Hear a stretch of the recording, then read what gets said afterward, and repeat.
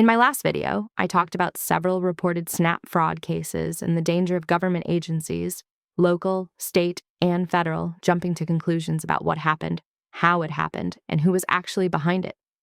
Today, I'm diving into what we can do, real steps to reduce fraud while keeping SNAP secure, fair, and accessible for the people who truly need it. Reported SNAP fraud incidents. The Supplemental Nutrition Assistance Program, SNAP, has faced significant challenges with fraud and misuse of benefits. Recent reports indicate a sharp increase in stolen EBT transactions, driven largely by electronic theft and reporting changes rather than proof of mass recipient fraud. In fiscal year 2024, the National Payment Error Rate, NPER, was 10.93%, but this figure mixes honest errors, agency mistakes, and intentional fraud. The true share of deliberate criminal activity is much smaller and debated. USDA. In fiscal year 2024, the USDA reported a 55% increase in fraudulent SNAP transactions between the final quarter and the first quarter of fiscal year 2025. New York leads with 151,000 claims, totaling over $80 million lost, followed by California with almost 86,000 claims and $38 million lost, and Maryland with 63,800 fraud instances and $24 million lost. Factually, .co states like New York have taken steps to combat SNAP fraud, such as requiring EBT cards to be equipped with EMV chips to make them harder to clone or steal. The USDA has also ended its policy of reimbursing stolen SNAP benefits. Just last week, mid-December of 2025, the U.S. Attorney and FBI exposed major SNAP fraud committed by two Boston men. $7 million in food stamps for hungry families allegedly stolen. Two Boston men were charged with orchestrating a massive SNAP fraud scheme that allegedly funneled more than $7 million in food assistance funds through two small variety stores in the Boston suburb of Mattapan. According to the Department of Justice, the shops had limited inventory, yet reported SNAP redemption totals that surpassed those of full-service supermarkets.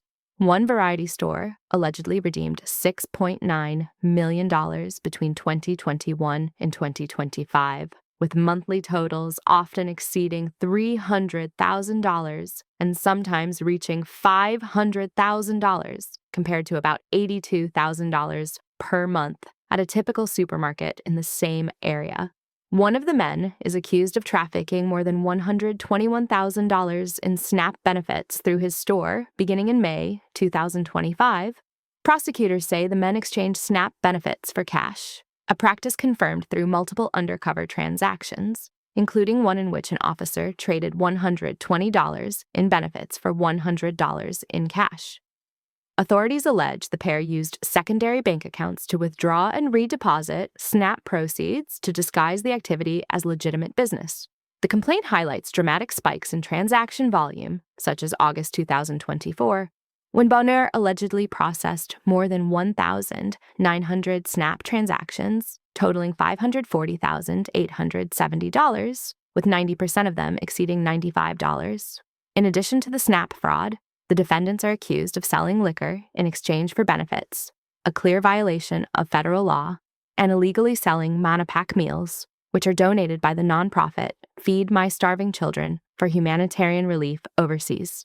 These meals, intended for starving children, were allegedly sold in the stores for $8 each. Let's zoom out for a sec. Fraud is real, but it's not what people think. Now, to be clear, SNAP fraud does exist, and it shows up in different ways, in different places.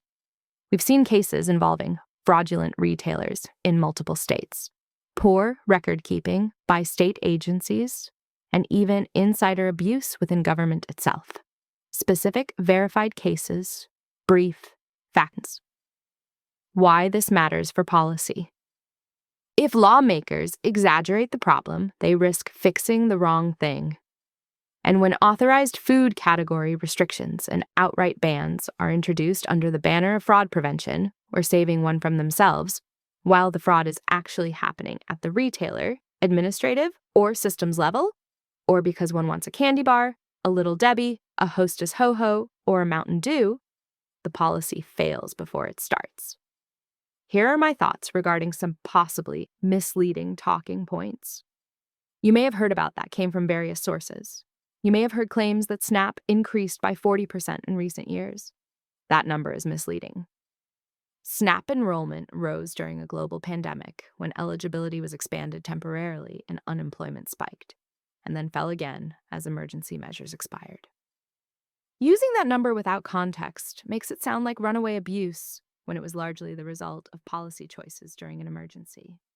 If the goal is integrity, accountability, and trust, then the solution is obvious. Target fraud where it actually happens. Fix data systems responsibly, audit retailers aggressively, and stop using sensational claims to justify policies that punish innocent people. SNAP doesn't need scare tactics, it needs accuracy. Because when the facts are clear, the solution becomes clear too.